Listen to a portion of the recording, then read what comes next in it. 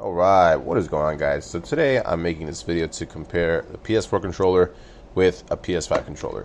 As you can see, I got the DualShock 4 and the DualSense, or DualShock 5, whatever you want to call it, controllers right here. Definitely, the first thing you can notice is the PS4 controller is pretty more narrow, it's more skinny. The overall structure is more like smaller, I guess a little sleeker, maybe slimmer is a better word.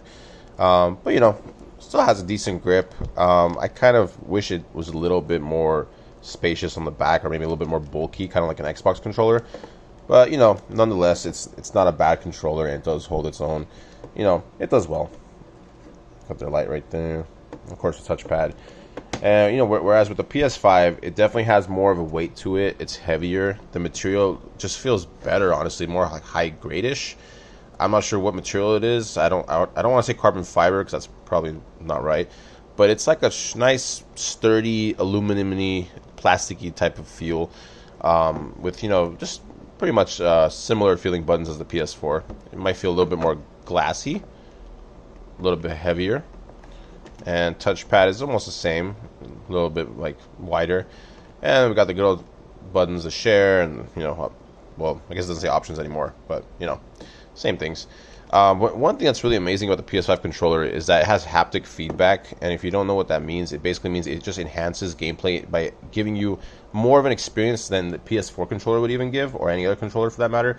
And to put it in a better perspective, like to give it an example, it's like if you're playing the game Hood, and you shoot an arrow, when you reload it with R2 and you're tightening the arrow, it actually feels like the button's getting tighter. It's just like, kind of creeping up on you, like in a good way. It feels really awesome, very realistic, and it feels like the button's getting tighter as you're holding it, pressing it down.